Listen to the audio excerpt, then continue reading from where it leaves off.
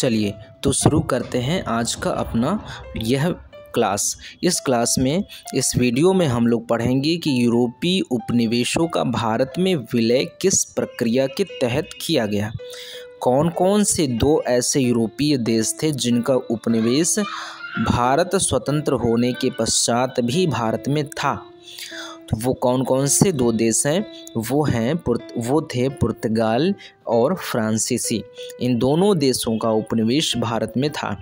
तो हम लोग देखेंगे कि पुर्तगाल का कौन कौन सा उपनिवेश भारत में बचा था और फ्रांस का भी कौन कौन सा उपनिवेश भारत में बचा था, और उस बचे हुए उपनिवेश को भारतीय संघ ने किस प्रकार से भारत में शामिल किया, अपने अंदर शामिल किया। इस प्रक्रिया को भी हम लोग जानने का प्रयास करेंगे।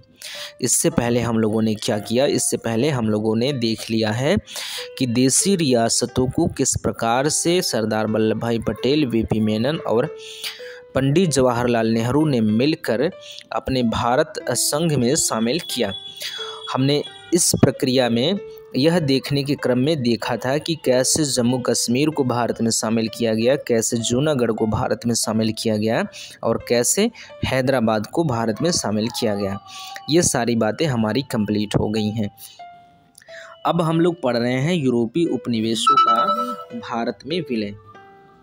यूरोपीय उपनिवेशों का भारत में विलय पढ़ रहे हैं। चलते हैं अब हम लोग अपने इस वीडियो को आगे बढ़ाते हैं।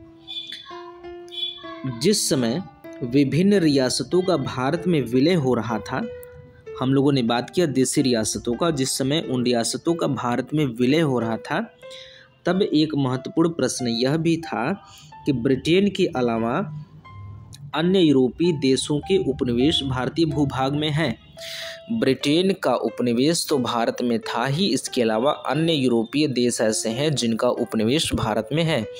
चूँकि ब्रिटेन हमारा देश छोड़ के जा रहा था, इसलिए जिन जिन क्षेत्रों पे ब्रिटेन का अधिकार था वो तो हमको मिल ही रहे थे, लेकिन दिक्कत ये था कि जो और देश हैं उपनिवेश बनाए रखे हैं हमारे जिन जिन क्षेत्रों को, वो क्षेत्र हमको कैसे प्राप्त होगा, उन उपनिवेशों का भविष्य क्या होगा। यहाँ से देखिए, ब्रिटेन के अलावा अन्य यूरोपीय देशों के उपनिवेश भारतीय भूभाग में हैं। उन उपनिवेशों का भविष्य क्या होगा। उस समय दो देशों फ्रांस और पुर्तगाल के उपनिवेश भारत में थे।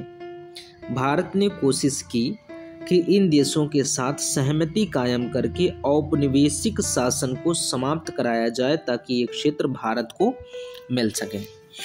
अब आगे बढ़ते हैं। हम लोग सबसे पहले पढ़ेंगे, क्योंकि हम लोगों ने ये देखा कि दो ऐसे देश हैं जिनका उपनिवेश भारत में अभी बना हुआ था, पुर्तगाल और फ्रांस। तो सबसे पुर्तगाली उपनिवेशों का भारत में कैसे विलय हुआ, इसके बारे में हम लोग चर्चा करेंगे। पुर्तगाल के पास दमन एवं दीव। पुर्तगाल के पास कौन कौन से क्षेत्र थे, इसके बारे में बात हो रही है। पुर्तगाल के पास दमन एवं दीव, दादरा और नागर हवेली तथा गोवा, तीन क्षेत्र थे। दमन एवं दीव, दादरा और नगर हवेली तथा गोवा के क्षेत्र भारत में वो पुर्तगालियों के पास थे। पुर्तगाल इतनी आसानी से अपने उपनिवेश छोड़ने को तैयार नहीं था।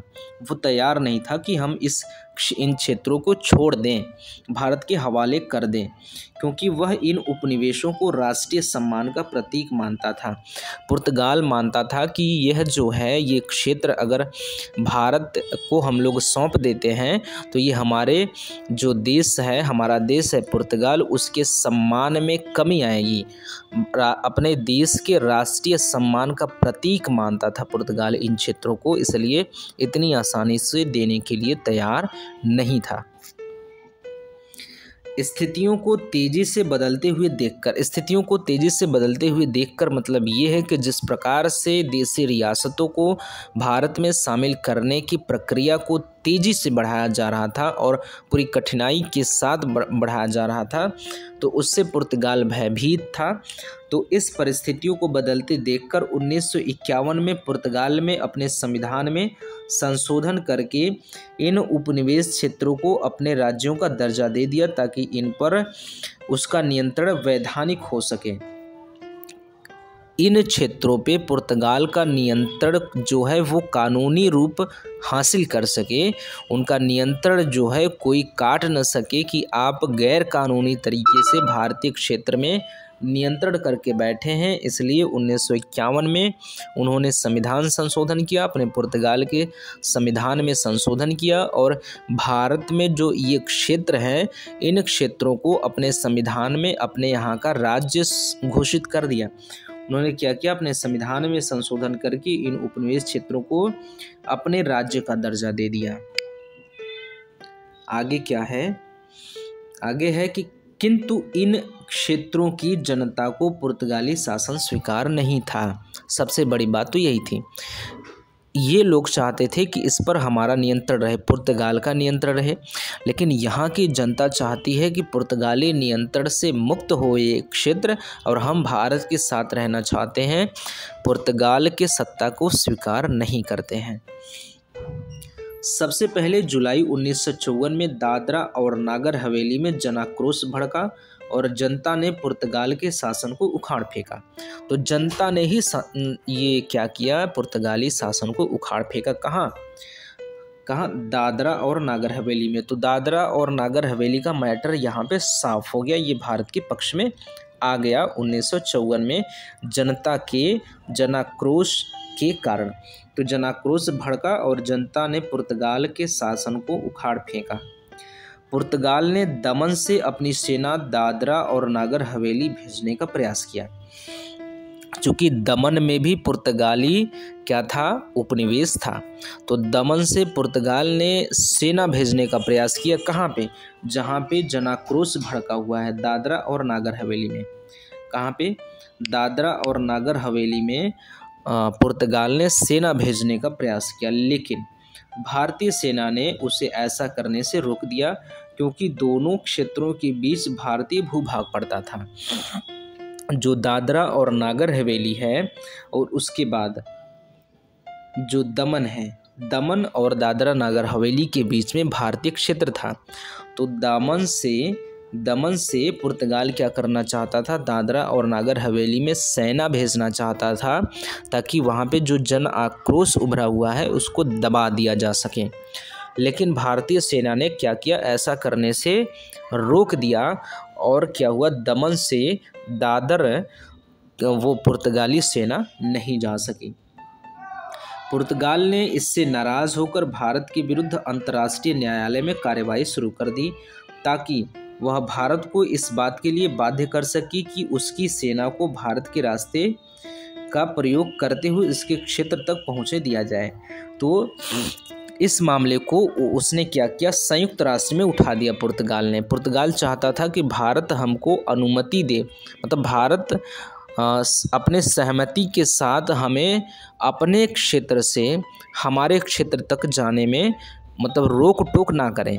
हम यहाँ से, कहाँ से, दमन से अगर दादरा और नगर हवेली जाना चाहते हैं तो बीच में भारतीय क्षेत्र पड़ता है, तो भारत हमें रोके ना अपने क्षेत्र से होकर दादरा नगर हवेली तक जाने के लिए। तो इसलिए क्या करता है, पुर्तगाल संयुक्त राष्ट्र संघ में ये मैटर उठाता है। तो आगे क्या होता है, लेकिन अदालत ने 1960 में पुर्तगाल की मांग को खारिज कर दिया और फैसला दिया कि भारत की कार्रवाई अपने अधिकारों के अनुरूप ही थी और उसे पुर्तगाल की सेना को अपने क्षेत्र में घुसने से मना करने का पूरा अधिकार था। इसके बाद 1961 में भारत के संविधान में संशोधन किया गया तथा दादरा और नागर हवेली को संघ राज्य क्षेत्र के रूप में शामिल कर लिया गया। तो दादरा और नागर हवेली इस तरह से भारतीय संघ राज्य में शामिल हो जाता है और संघ शासित प्रदेश के रूप में शामिल होता है। आगे क्या है, अब बचता है गोवा, दमन एवं दीव। इसके बारे में हम लोग देखेंगे। गोवा, दमन एवं दीव का प्रश्न ज्यादा जटिल था। 15 अगस्त 1955 को 5000 अहिंसक प्रदर्शनकारियों ने पुर्तगाली शासन के खिलाफ एक जुलूस निकाला। अहिंसक, हिंसा करके नहीं, अहिंसक मतलब प्यार से। अहिंसक प्रदर्शनकारियों ने पुर्तगाली शासन के खिलाफ एक जुलूस निकाला, लेकिन इस जुलूस पर पुर्तगाली अधिकारियों ने गोलियां बरसाईं और इस घटना में 22 व्यक्तियों की मृत्यु हो गई।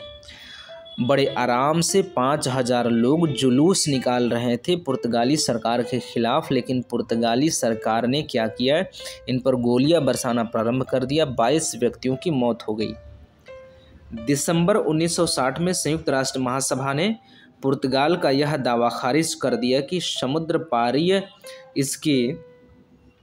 उसके प्रांत हैं तथा इस क्षेत्र को गैर स्वशासित राज्य क्षेत्र के रूप में सूचीबद्ध कर दिया। तो क्या किया, कब 1960 में संयुक्त राष्ट्र संघ ने यह स्पष्ट कर दिया कि समुद्र के पार मतलब विदेश में पुर्तगाल का, वहाँ पे जो भारत में जो क्षेत्र हैं पुर्तगाल का क्षेत्र नहीं है। और इन क्षेत्रों को जहाँ पे पुर्तगाल का शासन था, गोवा, दमन और दीव में क्या हुआ कि स्वशासित राज्य क्षेत्र के रूप में सूचीबद्ध कर दिया गया।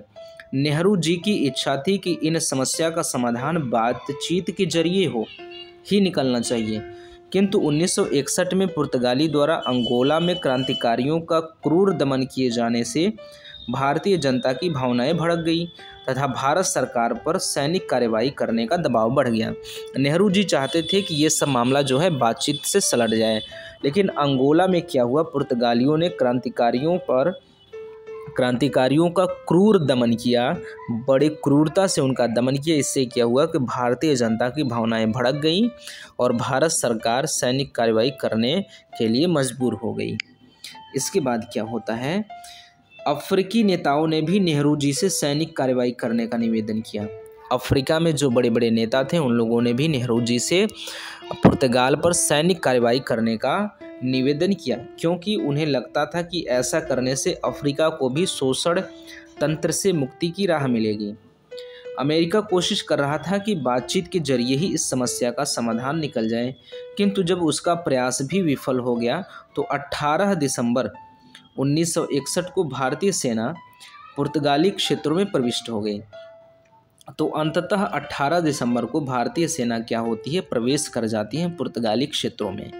पुर्तगाल इस मामले को संयुक्त राष्ट्र सुरक्षा परिषद में ले गया, किंतु भारत को अपनी सेनाएं तुरंत वापस बुलाने का आदेश देने के लिए प्रस्तुत किया गया संकल्प सोवियत संघ के वीटो के कारण खारिज हो गया। तो यह मामला पुर्तगाल जो काउंसिल में ले गया है, सुरक्षा परिषद में ले गया है, उसमें पुर्तगाल ने ये कहा था कि भारत को तुरंत हमारे क्षेत्रों से अपनी सेना को वापस बुलाना चाहिए, ऐसा प्रस्ताव रखता है पुर्तगाल। लेकिन रूस इस पे वीटो लगा देता है कि नहीं, ऐसा नहीं होना चाहिए, भारत की सेना जहाँ गई है उसको तुरंत वापस, भारतीय सेना तुरंत वापस होने के इस जो संकल्प है इसको मैं क्या करता हूँ, मैं खारिज करता हूँ। मैं नहीं मानता हूँ कि भारतीय सेना तुरंत पुर्तगाली क्षेत्रों से वापस आए। तो रूस ने इस पर वीटो कर दिया।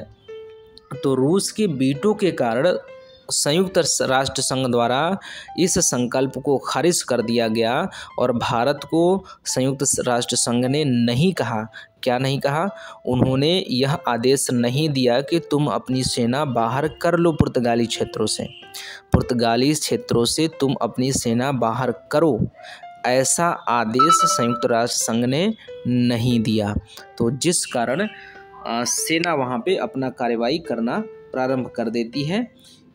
इस प्रक्रिया ने भारत से उपनिवेशवाद के अंतिम चिन्ह को हटा दिया।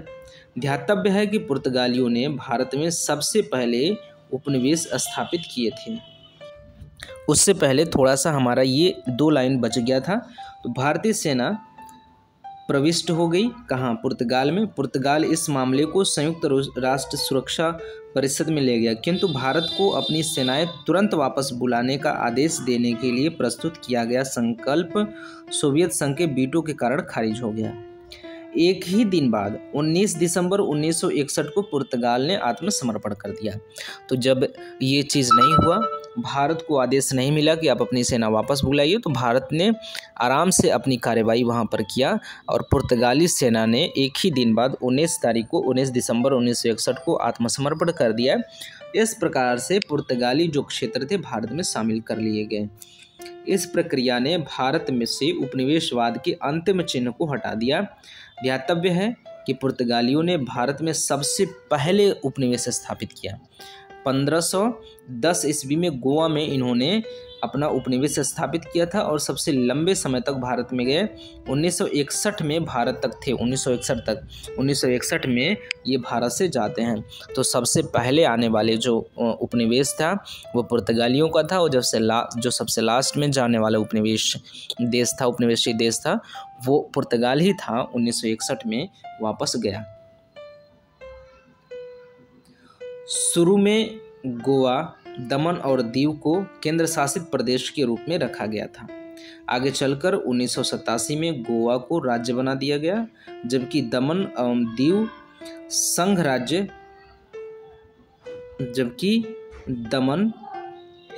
और दीव संघ राज्य क्षेत्र ही बने रहे। जैसा कि ज्ञात है कि 26 जनवरी 2020 को दादरा नागर हवेली और दमन एवं दीव का विलय कर एक संघराज्य क्षेत्र बना दिया गया। तो इस प्रकार से पुर्तगाली उपनिवेशों का भारत में विलय हो जाता है। अब अगले वीडियो में हम लोग देखेंगे क्या? अगले वीडियो में हम लोग फ्रांसीसी उपनिवेश को देखेंगे। क्या देखेंगे? फ्रांसीसी